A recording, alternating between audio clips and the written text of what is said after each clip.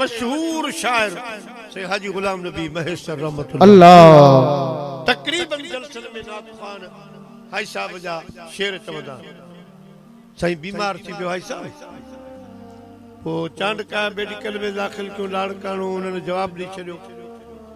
एडा असां पासे कराची खणी आया उन्होंने डॉक्टर जवाब दी छड़ियो वापस खणी आया घर कमान दुरूद सलाम कुरान खानी करायो बाकी हाई साहब जी गाल पूरी इते जो आया तो हाई साहब जा बचड़ा न्याणियूं रोण लगियूं त बाबा वञण वारो हाई साहब गशीअ में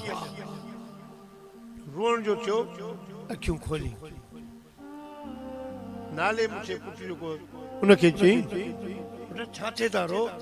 बाबा हाणे तोखां कहिड़ी ढकियो डॉक्टर तोखे ला इलाज चई हिननि या मदीने वारे तो हिननि दुनिया जी इन्हनि खे छॾियो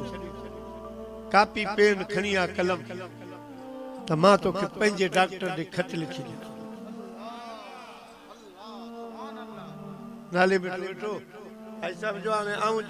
जेको चवंदो वञा तो लिखंदो मूं ते बि महिरबानी मूं ते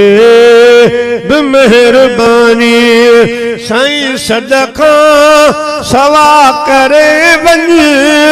मां ला इलाज आहियां मुंहिंजी दवा करे वञ मूं ते बि महिरबानी सदका सवा करे मला इलाज आहियां मुंहिंजी दवा करे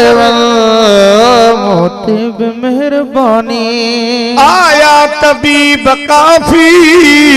पर पोइ बि न मिली आ माफ़ी आया तबीब काफी पर पोइ बि मिली न माफ़ी तूं आ हबीब शाफी तूं आ हबीब शाफी सही दर ते दुआ करे वञ मोते बि मेहरबानी सदका सवा करे मला इलाज आहियां मुंहिंजी दवा करे आशिक रहियो रड़िया अज आखिरी घड़िया अल्लाह सुभान अल्लाह आशिक रहियो रड़िया अज आखिरी घड़िया एक रहे ने लड़िया एक रहे ने लड़िया सही दर ते दवा करे वञ ते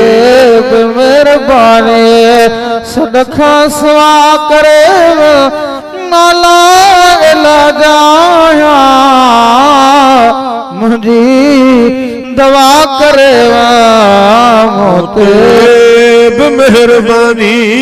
मूं ते बि मेहरबानी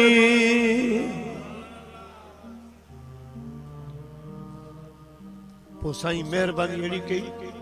वरी आई साहब 4-5 साल कढी वियो हाँ बाक़ायदा